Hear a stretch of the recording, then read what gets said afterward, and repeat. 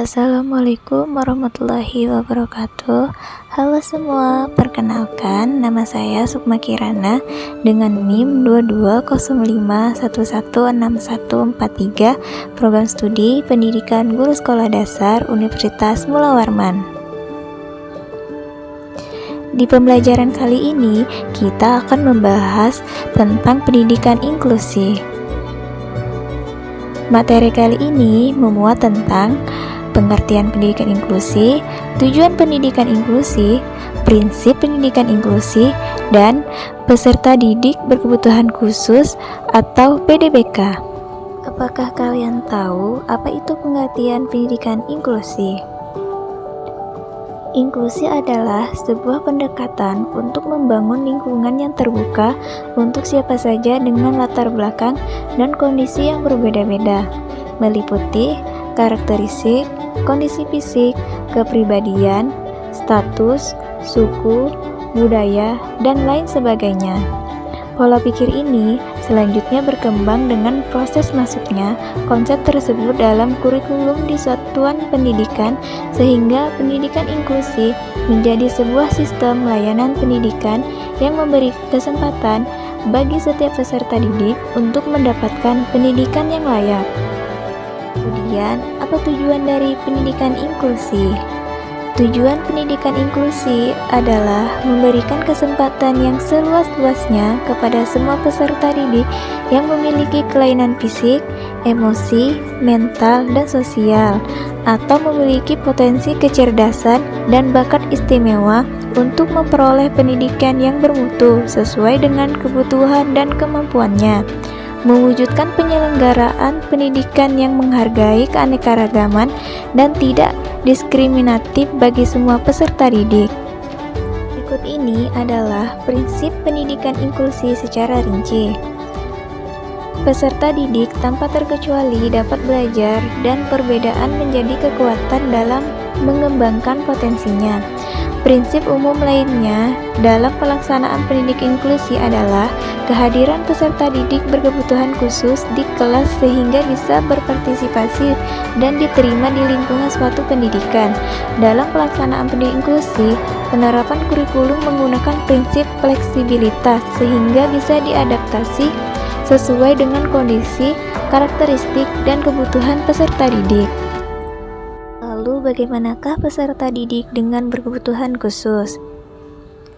Undang-Undang Republik Indonesia Nomor 20 Tahun 2003 tentang Sistem Pendidikan Nasional Pasal 5 Ayat 2, 3, dan 4 mendefinisikan anak berkebutuhan khusus sebagai anak yang memiliki kelainan fisik, emosional, mental, intelektual, dan sosial. Anak yang memiliki potensi kecerdasan dan bakat istimewa, dan anak di daerah terpencil atau terbelakang, serta masyarakat adat terpencil, sehingga mereka semua berhak memperoleh pendidikan layanan khusus. Lalu, bagaimanakah klasifikasi peserta didik dengan kebutuhan khusus? Peserta didik berkebutuhan khusus dikelompokkan sebagai berikut. A. Peserta didik dengan hambatan penglihatan atau tunanetra. B. Peserta didik dengan hambatan pendengaran atau tunarungu. C. Peserta didik dengan hambatan intelektual atau tunagrita. D. Peserta didik dengan hambatan fisikomotorik atau tunadaksa. E. Peserta didik dengan hambatan emosi dan perilaku. F. Peserta didik lamban belajar atau slow learning. G. Peserta didik berkesulitan belajar spesifik atau specific learning disability. H. Peserta didik cerdas istimewa dan bakat istimewa. I. Peserta didik autis spectrum disorder atau ASD. J. Peserta didik attention deficit hyperactive disorder atau ADHD. Berikut ini penjelasan lebih lanjut klasifikasi PDBK. Peserta didik dengan hambatan penglihatan atau tunanetra. Seseorang disebut mengalami hambatan penglihatan apabila setelah diukur dengan menggunakan alat ukur ketajaman penglihatan menghasilkan skor 20/200 fit atau kurang dari itu, dan memiliki lapang pandang kurang dari 20 derajat. Anak dengan hambatan penglihatan adalah anak yang mengalami gangguan daya penglihatan sedemikian rupa sehingga membutuhkan layanan khusus dalam pendidikan maupun kehidupannya. Berdasarkan ketajaman penglihatannya, tunanetra dapat dibedakan menjadi dua, yaitu anak yang buta total dan anak yang kurang lihat. Yang selanjutnya yaitu peserta didik dengan hambatan pendengaran atau tunarungu.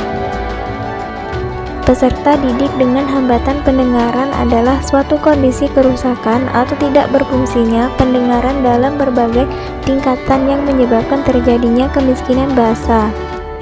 Peserta didik dengan hambatan pendengaran apabila diukur dengan menggunakan audiometer menghasilkan skor 91 dB atau lebih besar disebut tuli, dan apabila menghasilkan 27 sampai 90 dB disebut kurang dengar.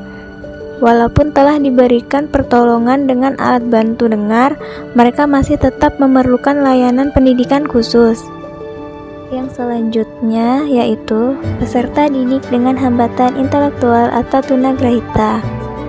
Peserta didik dengan hambatan intelektual adalah anak yang secara nyata mengalami hambatan atau keterbelakangan intelektual sehingga mengalami kesulitan dalam menyelesaikan tugas-tugas akademik maupun sosialnya.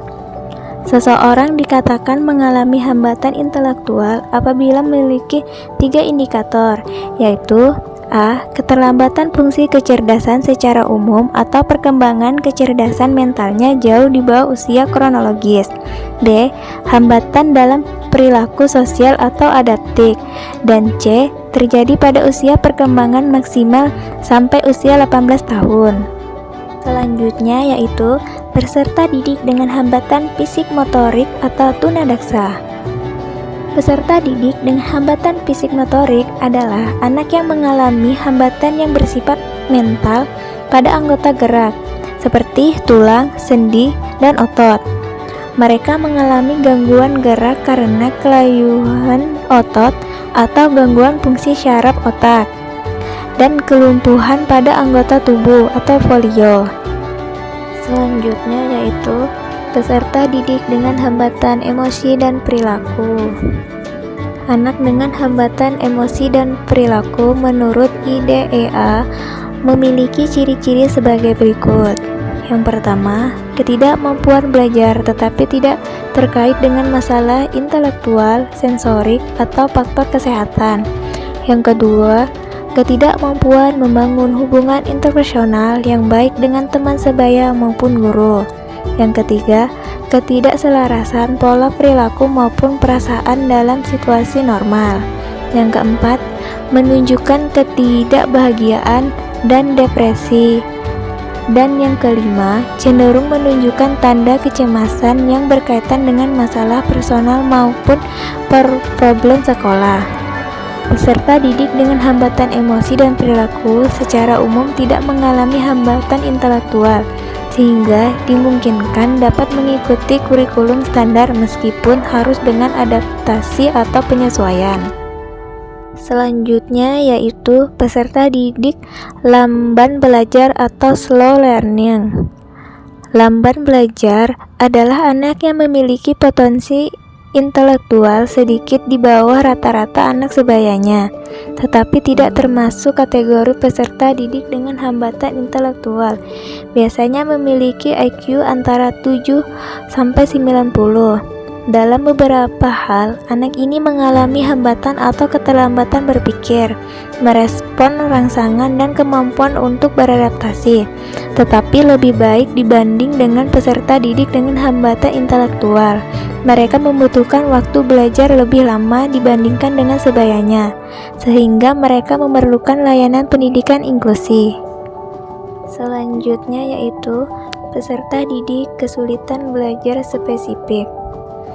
Anak berkesulitan belajar spesifik adalah individu yang mengalami gangguan dalam suatu proses psikologis dasar, disfungsikan sistem syaraf pusat, atau gangguan neurologis yang dimanifestasikan dalam kegagalan-kegagalan nyata dalam pemahaman, gangguan mendengarkan, berbicara, membaca, mengejar, berpikir, menulis, berhitung, atau keterampilan sosial.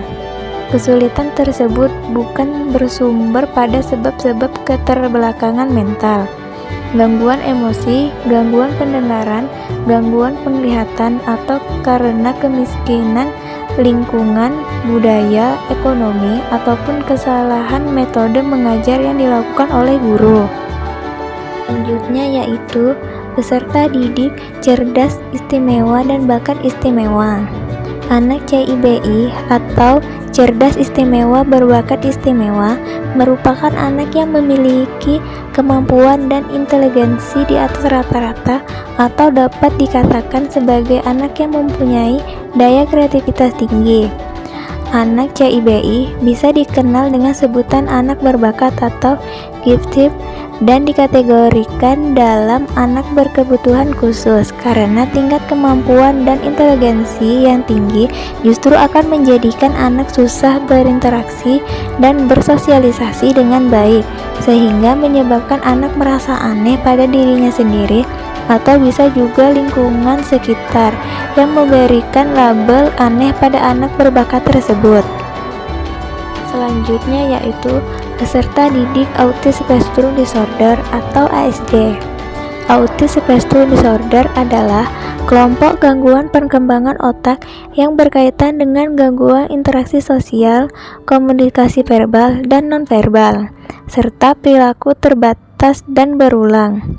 ASD dapat mempengaruhi setiap individu secara berbeda, dengan tingkat keparahan yang bervariasi dari ringan hingga berat. Penyebab pasti dari Autism Spectrum Disorder masih belum diketahui dengan pasti, namun beberapa faktor berkontribusi terhadap terjadinya ASD meliputi faktor genetik dan faktor lingkungan. Yang terakhir, peserta didik Attention Deficit Hyperactive Disorder atau ADHD. Attention Deficit Hyperactive Disorder adalah gangguan mental yang menyebabkan seorang sulit untuk memfokuskan perhatian pada suatu hal, seperti halnya dengan Borderline Personality Disorder. ADHD adalah kondisi mental yang kerap kali terjadi pada anak-anak. Tidak jarang, gangguan ADHD terus berlanjut seiring bertambahnya usia anak. Penyakit ADHD memiliki dampak tidak hanya pada kesulitan memusatkan perhatian, tetapi juga menunjukkan perilaku impulsif dan hiperaktif. Apabila kondisi ini terjadi pada anak-anak, dapat mempengaruhi negatif pada prestasi mereka di sekolah. Jadi dapat disimpulkan bahwa pendidikan inklusi adalah sebuah pendekatan dalam pendidikan yang bertujuan untuk memberikan kesempatan belajar yang sama bagi semua anak, termasuk mereka yang memiliki kebutuhan khusus. Dalam satu kelas reguler, tujuan utamanya adalah menciptakan lingkungan belajar yang inklusif dan mendukung setiap anak untuk mencapai potensi terbaiknya.